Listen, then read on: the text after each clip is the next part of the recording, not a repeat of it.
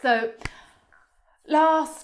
not even last week, what day are we? We are Thursday today. So on Monday, I said that perhaps we would talk about both Athena and Hera, but I started to look at Athena and I thought, you know what, she has got more than enough to keep us going for the next 15 minutes. So she gets a slot to herself, which I think she's going to be pretty happy about. I've forgotten to turn off comments. Hello, Alex. Hello. Is it Lynne? I don't know what your name is, but that's a good good thing on. It's a good handle for Instagram. Right, I'm turning you off. Yes. So Athena gets her own show today for the next 15 minutes. Athena is the Greek name for this goddess. The Romans called her Minerva.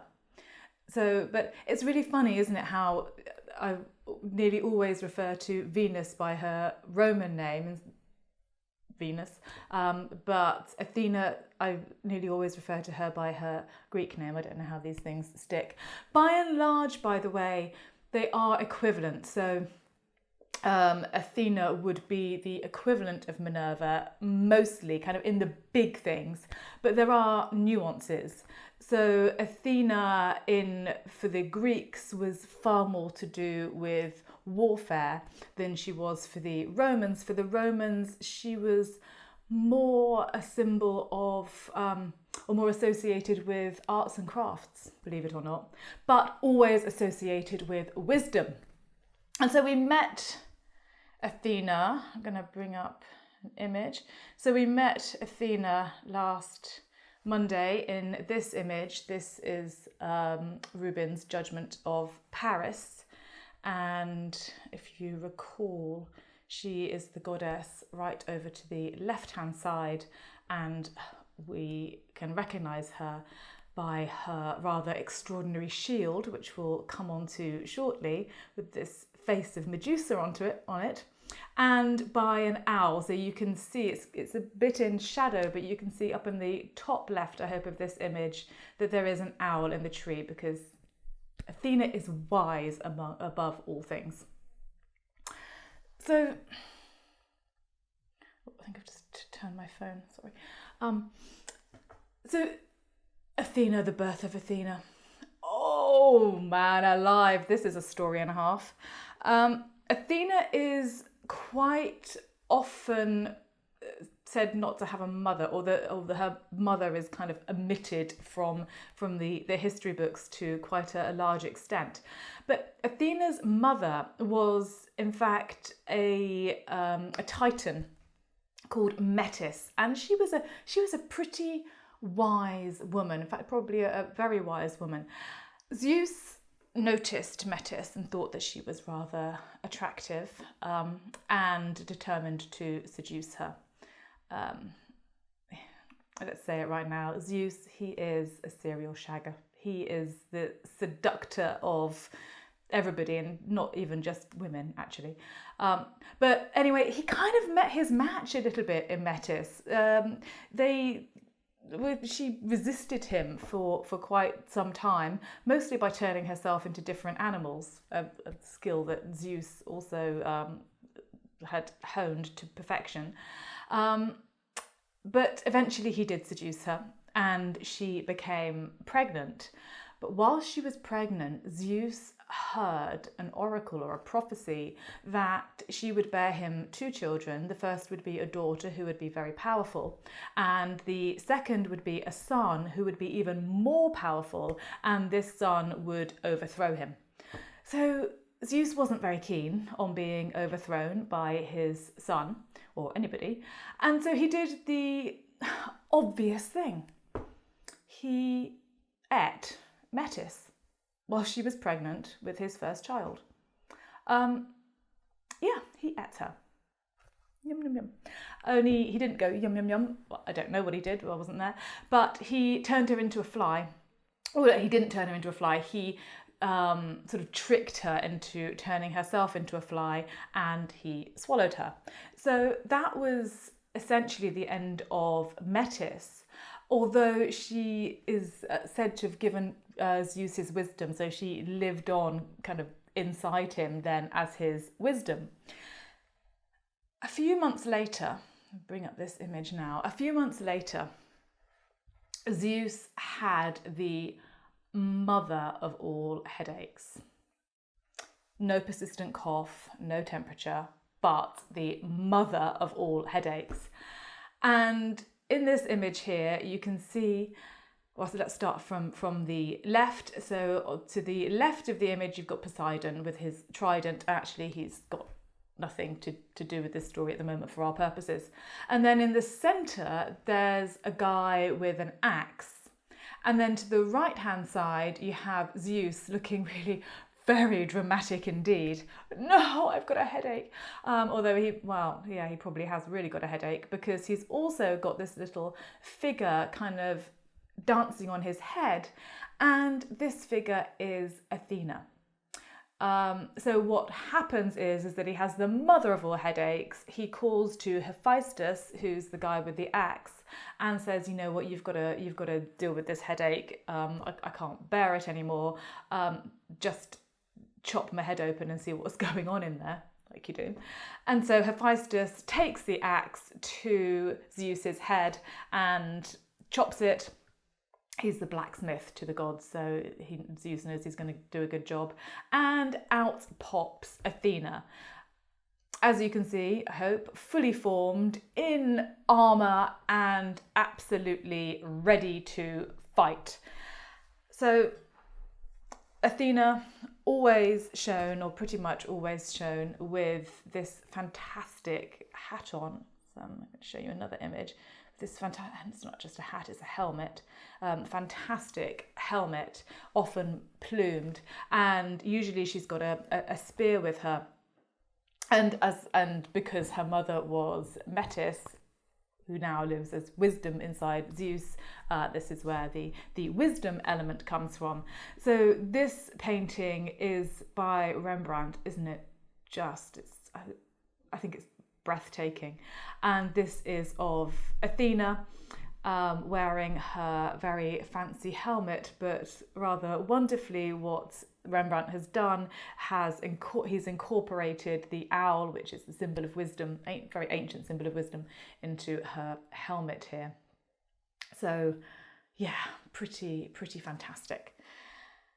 Okay, so that is how Athena was born, and born a fighter, so always associated with the helmet and the spear. Okay, shield.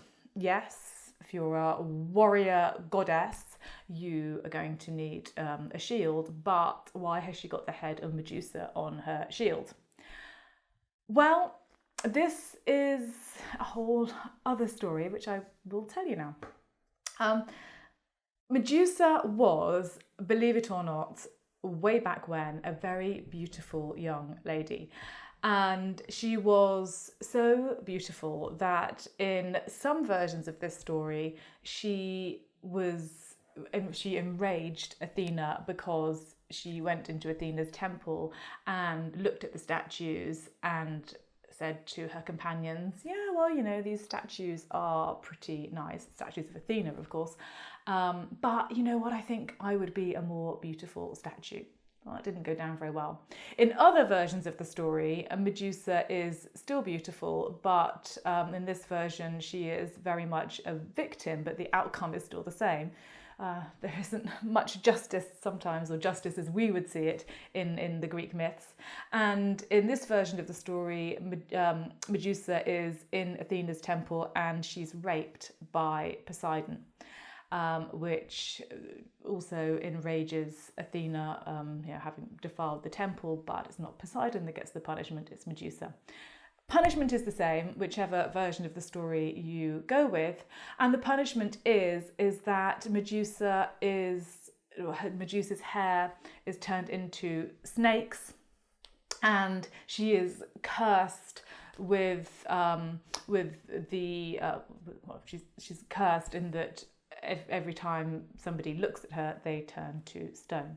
So then she's banished to the ends of the earth to live with the Gorgons, who are blind. So she lives with the Gorgons, and this does have to do with Athena. She lives with the Gorgons for quite some time until the hero Perseus essentially, he's sort of on a wager. He needs to protect his mum, and the way that he's going to protect his mum is by winning this wager, which involves chopping Medusa's head off and bringing it back. So Athena she has really got it in for Medusa. And so Athena helps Perseus by giving him a mirrored shield so that he is able to he's able to see Medusa but not look at her directly. He chops her head off and brings it back. So that's where you can begin to see a link between the shield and Medusa's head. Perseus then kind of bandies the head around for quite some time, sort of weaponizing it, turning people into stone, before he gives the head of Medusa back to Athena, and she puts it onto her shield, or it sort of becomes her aegis. It becomes a symbol of protection for Athena. This is probably the most famous image of Medusa on a shield. This is by Caravaggio, so this dates to 1597. And what Caravaggio has done here is actually painted an image of Medusa. In fact, it's a self-portrait. He used himself a lot as his own model. And it's round. So this work of art is basically like a shield, only it's a wooden shield. Sometimes she is not, Medusa isn't necessarily on Athena's shield, but she can be on her clothing. So in this image, I'll show you the whole image, which is a bonkers image, and I'm thinking that this might lead quite nicely into what I'm going to talk about next week. This is an image by Mantegna. I'll have to have a look. It might be a bit tricky to do online like this. I might have to do it sort of writ large on the green screen. I'm not sure, but this is an image by Mantegna of Athena chasing the vices out of the Garden of Virtue. And so she's the image on the left hand side, quite a big image on the left hand side, so I'm going to bring her up close. There she is, and I hope you can see that in the middle of her breastplate she has an image of Medusa. So this one kind of looks like a pretty lady with snake hair. So here she's not on her shield, she's on her breastplate. So if you see a sort of fairly statuesque, fairly strident looking character in a work of art with this fancy helmet, fancy plumed helmet, and a spear and an owl somewhere nearby, and an image of Medusa on her shield or on her breastplate or somewhere else on her armor, that is going to be Athena. She was not a goddess to be messed with. Which brings me back, I'm glad I've remembered to say this, because I just want to go back as well to this image and to let's put up a bigger image of Athena here.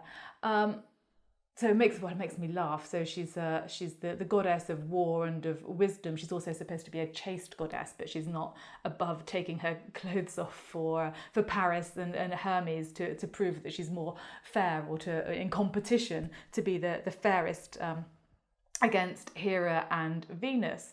But it just strikes me that this image of Medusa on the shield here in this work is also a bit of a comment against vanity. So if you take the first story where Medusa was boasting in Athena's temple, and that's why she got her comeuppance, perhaps that really speaks to this work and the perils of vanity, which then of course led to the Trojan War. So I'm going to put comments back on. and hope that you're all still here. You are still here. So what do we think? Shall we do the Mantegna next week? It might be a little bit tricky to see things. I'll have to do a lot of close-ups. And the reason that I was thinking about doing a painting by Mantegna is because Alex is online. I shall wave to him, hello. And he is an ancestor of Isabella d'Este, and so he asked whether it would be possible that I talk about Isabella d'Este, and Isabella d'Este was Mantegna's most famous patron. So, everyone's staying stum as to whether we should talk about Mantegna. I don't know. I'll have a think about it, but I will do something interesting and fabulous for Easter Monday. This week, by the way, if you have looked at my Instagram feed, there are some more pepped up by paintings. I've called it my little Easter mini series. Oh yes, Mantegna. Okay, I will. Okay, I've called it my Easter mini series. So today I've posted a video about Leonardo da Vinci's The Last Supper, and there'll be more on Friday, Saturday, and Sunday. And then I'll be back on Monday with another Elevenses with Lynne. So have a lovely day, everybody. It's gorgeous weather. So I hope you get your steps up as well. And if you're not, then maybe listen to Sarah Millican. She'll encourage you if no one else can. And yeah, have a good week and happy Easter. Bye.